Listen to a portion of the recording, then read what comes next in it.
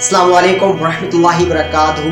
दोस्तों, ये Saudi Arabia ने जो रिसेंटली टाइम ने पाबंदी लगाई है तबलीगी जमायत के ऊपर, हम इस बात की शदीद मजम्मत करते हैं कि ये इस तरह का सख्त रवैया तबलीगी जमायत के साथ ना अख्तियार किया जाए, क्योंकि तबलीगी जमायत भी हमारे भाई हैं। ये जगह जगह जाकर ये तबलीग करते हैं, कुरान और हदीस की लोगों को जो अल्लाह और अल्लाह के रसूल की राह में बुलाते हैं, तो कि इन लोगों से सख्त रवैया का जो है ना इजहार ना किया जाए, इनके ऊपर पाबंदी ना लगाई जाए। और इसके अलावा मैं एक और बात कहूँ आपको, ये जो हमारे तबलीगी जमायत के कुछ उलमा हैं, ये इस तरह की गुफ्तगू करते हैं कि ये जी दज्जाली फितना आ गया जी, सऊदी अरेबिया की तरफ से दज्जाली हुकूमत से तरफ से ये फितना आ गया। तो भाई आप अपनी जज्बात को, आप अपनी गुफ्तगू को थोड़ा सोच समझ के कहें। दज्जाली किस तरह के हमें यूट्यूब पे जो क्लिप मिल रहे हैं, तबलीगी जमायत के देवबंदी के उलमा कुछ इस तरह की बातें कर रहे हैं, यानी सऊदी अरेबिया जो अल्लाह के घर, यहाँ पर सिटी मक्का जो है,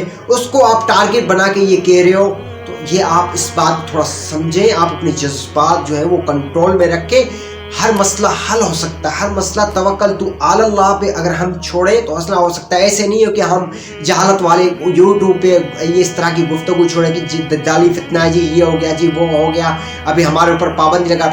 ओ भाई, जब आप अल्लाह के रास्ते पे निकले हो तो 100 मुश्किलात आती हैं। वो कहते नहीं है सही रास्ते पे 200 मुश्किलात आती हैं, 200 मुश्किलात आती हैं, और गलत रास्ते पे आसानियां होती हैं। तो भाई, अगर आप हक सच पर हैं तो आप भरोसा रखें, तवक्कल तू अल्लाह के, हर मसला अल्लाह ताला के ऊपर छोड़ दे।